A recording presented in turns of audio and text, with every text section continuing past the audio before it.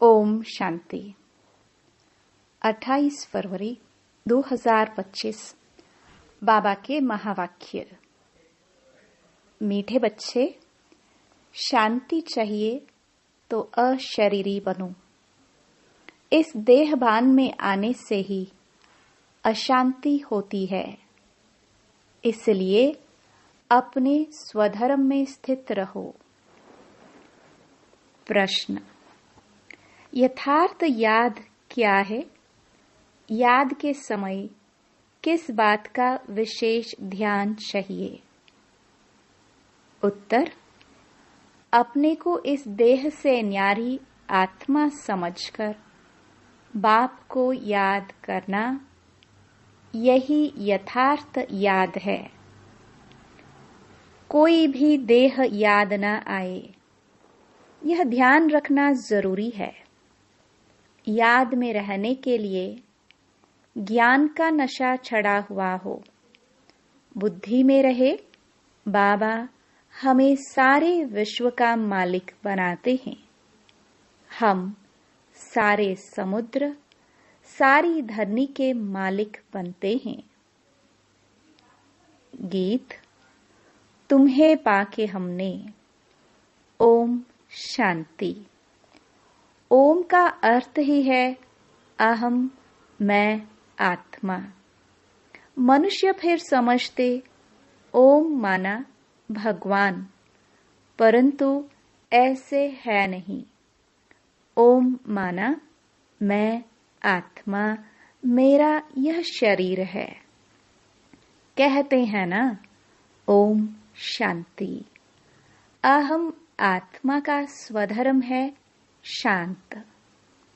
आत्मा अपना परिचय देती है। मनुष्य भल ओम शांति कहते हैं, परंतु ओम का अर्थ कोई भी नहीं समझते हैं। ओम शांति अक्षर अच्छा है। हम आत्मा हैं, हमारा स्वधर्म शांत है। हम आत्मा शांति धाम की रहने वाली हैं। कितना सिंपल अर्थ है। लंबा चौड़ा कोई गपोड़ा नहीं है।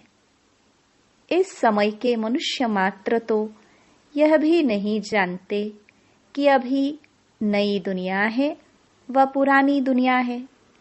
नई दुनिया फिर पुरानी कब होती है? पुरानी से फिर नई दुनिया कब होती है? यह कोई भी नहीं जानते।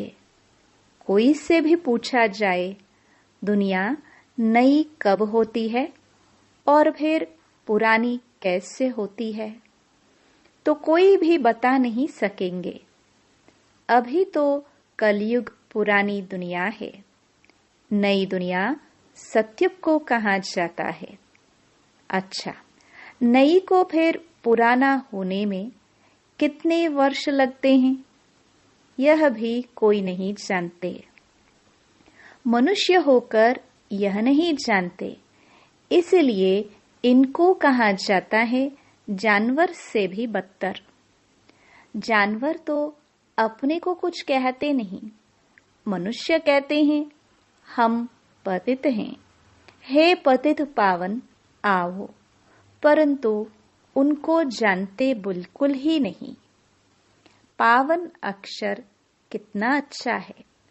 पावन दुनिया स्वर्ग नई दुनिया ही होगी। चित्र भी देवताओं के हैं, परंतु कोई भी समझते नहीं। ये लक्ष्मी नारायण नई पावन दुनिया के मालिक हैं। ये सब बातें बेहद का बाप ही बैठ बच्चों को समझाते हैं। नई दुनिया स्वर्ग को कहा जाता है। देवताओं को कहेंगे स्वर्गवासी। अभी तो है पुरानी दुनिया नरक। यहाँ मनुष्य हैं नरकवासी। कोई मरता है तो भी कहते हैं स्वर्गवासी हुआ, तो गोया यहाँ नरकवासी है ना। हिसाब से कह भी देंगे बरोबर यह नरक ठहरा, परंतु बोलो तुम नरकवासी हो तो बिगड़ पड़ेंगे। बाप समझाते हैं, देखने में तो भल मनुष्य हैं, सूरत मनुष्य की है, परंतु सीरत बंदर जैसी है। यह भी गाया हुआ है ना, खुद भी मंदिरों में जाकर देवताओं के आगे गाते हैं, आप सर्वगुण संपन्न। अपने लिए क्या कहेंगे? हम पापी नीच हैं। परंतु सीधा कहो कि तुम विकारी हो तो बिगड़ पड़ेंगे।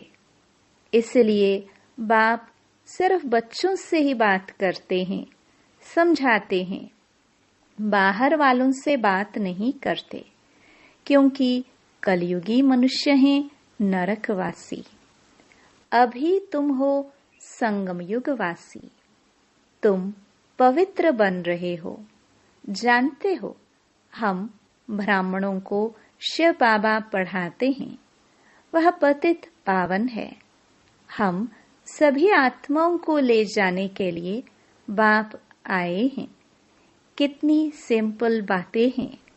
बाप कहते हैं, बच्चे तुम आत्माएं शांति धाम से आती हो पाठ बजाने। इस दुखधाम में सभी दुखी हैं, इसलिए कहते हैं मन को शांति कैसे हो। ऐसे नहीं कहते आत्मा को शांति कैसे हो। अरे तुम कहते हो ना, ओम शांति, मेरा स्वधर्म है शांति। फिर शांति मांगते क्यों हो? अपने को आत्मा भूल देह अभिमान में आ जाते हो। आत्माएं तो शांति धाम की रहने वाली हैं। यहाँ फिर शांति कहाँ से मिलेगी? अशरीरी होने से ही शांति होगी। शरीर के साथ आत्मा है तो उनको बोलना चलना तो जरूर पड़ता है। हम आत्मा शांति धाम से यहाँ पाठ बजाने आई हैं। यह भी कोई नहीं समझते कि रावण ही हमारा दुश्मन है। कब से यह रावण दुश्मन बना है, यह भी कोई नहीं जानते। बड़े बड़े विद्वान पंडित आदि एक भी नहीं जानते कि रावण है कौन, जिसका हम एफिजी बनाकर जलाते हैं, जन्म जन्मांतर जलाते आए हैं। कुछ भी पता नहीं। कोई से भी पूछो रावण कौन है, कह देंगे यह सब तो कल्पना है। जानते ही नहीं तो और क्या रिस्पॉन्ड देंगे? शास्त्रों में भी है ना, हे राम जी, संसार बना ही नहीं है, ये सब कल्पना है। ऐसे बहुत कहते हैं। अब कल्पना का अर्थ क्या है? कहते हैं यह संकल्पों की दुनिया है। जो जैसा संकल्प करता है वह हो जाता है। अर्थ नहीं समझते। बाप बच्चों को बैठ समझाते हैं। कोई तो अच्छी रीति समझ जाते हैं, कोई समझते ही नहीं है। जो अच्छी रीति समझते हैं उनको सगे कहेंगे, और जो नहीं समझते हैं वह लगे, अर्थात सौतेले हुए। अब सौतेले वारिस थोड़े बनेंगे। बाबा के पास मातेले भी हैं तो सौतेले भी हैं। मातेले बच्चे तो बाप की श्रीमत पर पूरा चलते हैं, सौतेले नहीं चलेंगे। बाप कह देते हैं यह मेरी मत पर नहीं चलते हैं, रावण की मत पर हैं। राम और रावण दो अक्षर हैं। राम राज्य और रावण राज्य। अभी है संगम। बाप समझाते हैं ये सब ब्रह्मा कुमार कुमारियां शिव बाबा से वर्षा ले रहे हैं। तुम लेंगे, श्रीमत पर चलेंगे? तो कहते हैं कौन सी मत?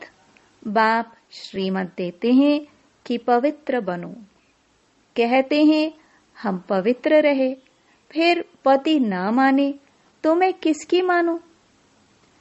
वह तो हमारा पति परमेश्वर है, क्योंकि भारत में यह सिखलाया जाता है कि पति तुम्हारा गुरु, ईश्वर आदि सब कुछ है, परंतु ऐसा कोई समझते नहीं है। उस समय हाँ कर देते हैं, मानते कुछ भी नहीं है, फिर भी गुरुओं के पास मंदिरों में जाते रहते हैं। पति कहते हैं तुम बाहर मत जाओ, हम राम की मूर्ति तुमको घर में रख कर देते हैं, फिर तुम अयोध्या आदि में क्यों भटकती हो? तो मानती नहीं। ये है भक्ति मार्ग के धक्के। वह जरूर खाएंगे, कभी मानेंगे नहीं। समझते हैं वह तो उनका मंदिर है। अरे तुमको याद राम को करना है कि मंदिर को? परंतु समझते नहीं। तो बाप समझाते हैं, भक्ति मार्ग में कहते भी हो, हे भगवान आकर हमारी सद्गति करो, क्योंकि वह एक ही सर्व का सद्गति दाता है। अच्छा, वह कब आते हैं यह भी कोई नहीं जानते। बाप समझाते हैं, रावण ही तुम्हारा दुश्मन है। रावण का तो वंडर है, जो जलाते ही आते हैं लेकिन मरता ही नहीं है। रावण क्या चीज है यह कोई भी नहीं जानते। अभी तुम बच्चे जानते हो, हमको बेहद के बाप से वर्षा मिलता है। शिव जयंती भी मनाते हैं, परंतु शिव को कोई भी जानते नहीं है। गवर्नमेंट को भी तुम समझाते हो, शिव तो भगवान है, वही कल्प कल्प आकर भारत को नरकवासी से स्वर्गवासी, बेगर से प्रिंस बनाते हैं, पतित को पावन बनाते हैं। वही सर्व के सद्गति दाता है। इस समय सभी मनुष्य मात्र यहाँ हैं। क्राइस्ट की आत्मा भी कोई न कोई जन्म में यहाँ है। वापस कोई भी जा नहीं सकते। इन सब की सद्गति करने वाला एक ही बड़ा बाप है। वह आते भी भारत में हैं। वास्तव में भक्ति भी उनकी करनी चाहिए जो सद्गति देते हैं। वह निराकार बाप यहाँ तो है नहीं। उनको हमेशा ऊपर समझकर याद करते हैं। कृष्ण को ऊपर नहीं समझेंगे और सभी को यहाँ नीचे याद करेंगे। कृष्ण को भी यहाँ याद करेंगे। तुम बच्चों की है यथार्थ याद। तुम अपने को इस देह से न्यारा आत्मा समझकर बाप को याद करते हो। बाप कहते हैं तुमको कोई भी देह याद नहीं आना चाहिए। यह ध्यान जरूरी है। तुम अपने को आत्मा समझ बाप को याद करो। बाबा हमको सारे विश्व का मालिक बनाते हैं। सारा समुद्र, सारी धरनी, सारे आकाश का मालिक बनाते हैं। अभी तो कितने टुकड़े टुकड़े हैं, एक दो की हद में आने नहीं देते। वहां यह बातें होती नहीं। भगवान तो एक बाप ही है। ऐसे नहीं कि सभी बाप ही बाप हैं। कहते भी हैं हिंदू चीनी भाई भाई, हिंदू मुस्लिम भाई भाई, परंतु अर्थ नहीं समझते हैं। ऐसे कभी नहीं कहेंगे हिंदू मुस्लिम बहन भाई। नहीं, आत्माएं आपस में सब भाई भाई है, परंतु इस बात को जानते नहीं है। शास्त्र आदि सुनते सत सत करते रहते हैं, अर्थ कुछ नहीं। वास्तव में है असत्य, झूठ। सचखंड में सच ही सच बोलते हैं। यहाँ झूठ ही झूठ है। कोई को बोलो कि तुमने झूठ बोला तो बिगड़ पड़ेंगे। तुम सच बताते हो तो भी कोई तो गाली देने लग पड़ेंगे। अब बाप को तो तुम ब्राह्मण ही जानते हो। तुम बच्चे अभी दैवी गुण धारण करते हो। तुम जानते हो अभी 5 तत्व भी तमो प्रधान है। आजकल मनुष्य भूतों की पूजा भी करते हैं, भूतों की ही याद रहती है। बाप कहते हैं अपने को आत्मा समझ मामेकम याद करो, भूतों को मत याद करो। गृहस्थ व्यवहार में रहते हुए बुद्धि का योग बाप के साथ लगाओ। अब देही अभिमानी बनना है। जितना बाप को याद करेंगे तो विकर्म विनाश होंगे। ज्ञान का तीसरा नेत्र तुमको मिलता है। अभी तुमको विकर्माजीत बनना है। वह है विकर्माजीत संवत। यह है विकर्मी संवत। तुम योग बल से विकर्मों पर जीत पाते हो। भारत का योग तो मशहूर है, मनुष्य जानते नहीं हैं। सन्यासी लोग बाहर में जाकर कहते हैं कि हम भारत का योग सिखलाने आए हैं। उनको तो पता नहीं, यह तो हठयोगी है, वह राजयोग सिखला न सके। तुम राजऋषि हो, वह है हद के सन्यासी। तुम हो बेहद के सन्यासी। रात दिन का फर्क है। तुम ब्राह्मणों के सिवाय और कोई भी राजयोग सिखला न सके।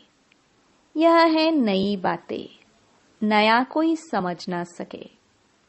इसलिए नए को कभी अलाउ नहीं किया जाता है। यह इंद्र सभा है ना। इस समय है सब पत्थर बुद्धि। सतयुग में तुम बनते हो पारस बुद्धि। अभी है संगम। पत्थर से पारस सिवाय बाप के कोई बना ना सके। तुम यहाँ आए हो पारस बुद्धि बनने के लिए। बरोबर भारत सोने की चिड़िया था ना। यह लक्ष्मी नारायण विश्व के मालिक थे ना। यह कभी राज्य करते थे, यह भी किसको पता थोड़ी है। आज से 5000 वर्ष पहले इन्हों का राज्य था। फिर वह कहाँ गए तुम बता सकते हो। 84 जन्म भोगे। अभी तमो प्रधान है, फिर बाप द्वारा सतो प्रधान बन रहे हैं। तत्त्वम, यह नॉलेज सिवाय बाप के साधु संत आदि कोई भी दे ना सके। वह है भक्ति मार्ग, यह है ज्ञान मार्ग। तुम बच्चों के पास जो अच्छे अच्छे गीत हैं उन्हें सुनो तो तुम्हारे रोमांच खड़े हो जाएंगे। खुशी का पारा एकदम चढ़ जाएगा। फिर वह नशा स्थायी भी रहना चाहिए। यह है ज्ञान अमृत। वह शराब पीते हैं तो नशा चढ़ जाता है। यहाँ यह तो है ज्ञान अमृत। तुम्हारा नशा उतरना नहीं चाहिए, सदैव चढ़ा रहना चाहिए। तुम इन लक्ष्मी नारायण को देख कितने खुश होते हो। जानते हो हम श्रीमत से फिर श्रेष्ठाचारी बन रहे हैं। यहाँ देखते हुए भी बुद्धि योग बाप और वर्षे में लगा रहे। अच्छा, मीठे मीठे सिखिलदे बच्चों प्रति मात पिता बाप दादा का याद प्यार और गुड मॉर्निंग। रूहानी बाप की रूहानी बच्चों को नमस्ते। धारणा के लिए मुख्य सार। पहला, विकर्माजीत बनने के लिए योग बल से विकर्मों पर जीत प्राप्त करनी है। यहाँ देखते हुए बुद्धि योग बाप और वर्षे में लगा रहे। दूसरा, बाप के वर्षे का पूरा अधिकार प्राप्त करने के लिए मातेला बनना है। एक बाप की ही श्रीमत पर चलना है। बाप जो समझाते हैं वह समझकर दूसरों को समझाना है। वरदान। दिव्य बुद्धि की लिफ्ट द्वारा तीनों लोकों का सैर करने वाले सहज योगी भव।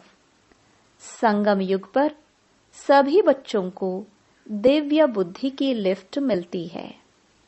इस वंडरफुल लिफ्ट द्वारा तीनों लोकों में जहां चाहो वहां पहुंच सकते हो। सिर्फ स्मृति का स्विच ऑन करो तो सेकंड में पहुंच जाएंगे और जितना समय जिस लोक का अनुभव करना चाहो उतना समय वहां स्थित रह सकते हो। इस लिफ्ट को यूज करने के लिए अमृत वेले केयरफुल बन स्मृति के स्विच को यथार्थ रीति से सेट करो। अथॉरिटी होकर इस लिफ्ट को कार्य में लगाओ तो सहज योगी बन जाएंगे। मेहनत समाप्त हो जाएगी। स्लोगन। मन को सदा मौज में रखना यही जीवन जीने की कला है। अव्यक्त इशारे। एकांत प्रिय बनो, एकता और एकाग्रता को अपनाओ। एकांतवासी का डबल अर्थ है। सिर्फ बाहर की एकांत नहीं, लेकिन एक के अंत में खो जाना एकांत। नहीं तो सिर्फ बाहर की एकांत होगी तो बोर हो जाएंगे। कहेंगे पता नहीं दिन कैसे बीतेगा। लेकिन एक बाप के अंत में खो जाओ। जैसे सागर के तले में चले जाते हैं तो कितना खजाना मिलता है। ऐसे एक के अंत में चले जाओ, अर्थात बाप से जो प्राप्तियां हुई हैं उसमें खो जाओ। ओम शांति।